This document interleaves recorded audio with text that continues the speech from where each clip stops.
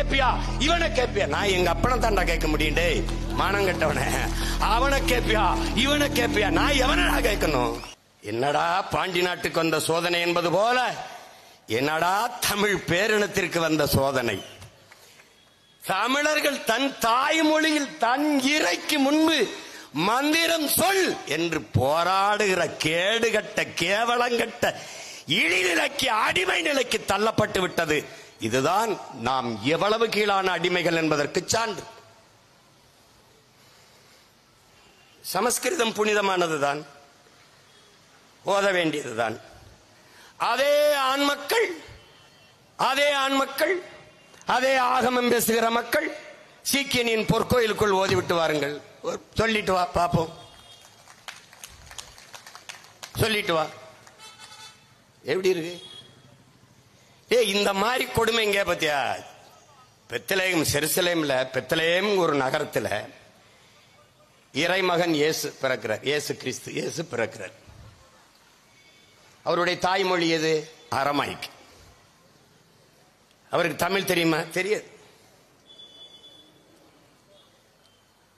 ஆனால் தமிழ்நாட்டில் இருக்கிற தேவாலயங்கள், ஆந்திராவில் இருக்கிற தேவாலயங்கள், கேரளாவில் இருக்கிற தேவாலயங்கள் அவனவன் தாய்மொழியில் வழிபடுறான்.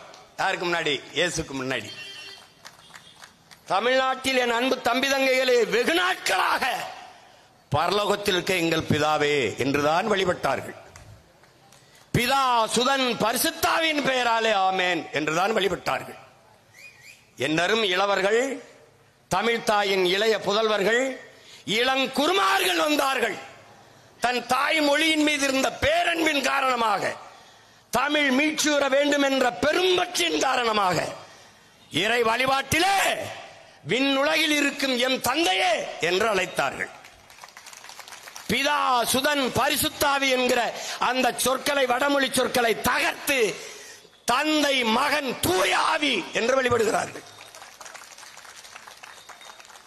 உம்முடைய ராஜ்யம் வருகை என்பதை மாற்றி உம்முடைய அரசு வருகை என்று போற்றினார்கள்.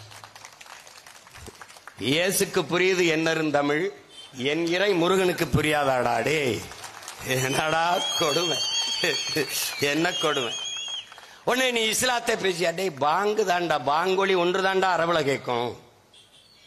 நான் பல திருமணங்களுக்கு உறவினனா இருந்து சாட்சி கையெழுத்து போட்ட மகன்டா. இஸ்லாமிய திருமணங்களுக்கு, திருமண ஒப்பந்தத்திலிருந்து பல்வேறு செய்திகள் தூய தமிழில் தான் பரிமாறப்படும். பள்ளிவாசலி போய் வேணா பாரு, பாங்கொலி கேட்கும். நபிகள் நாயகம் அரபு நாட்டில் தோன்றிய ஒரு மகான். அதனால அந்த அரபு மொழியில அவங்க பாங்கு சொல்றாங்க. அப்படி பார்த்தா இயேசுக்கு கூட அவங்க மொழியில தான் வழிபட்டு இருக்கணும், அது கூட மாறிட்டது. ஆனால் சிவனும் முருகனும் மாயோனும் என் இறை, என் முன்னவன். நீ அவனை கேப்பியா இவனை கேப்பியா? நான் எங்க அப்பனை தாண்டா கேட்க முடியும். டேய் மானம் கட்டவன, அவனை கேப்பியா இவனை கேப்பியா? நான் எவனடா கேட்கணும்?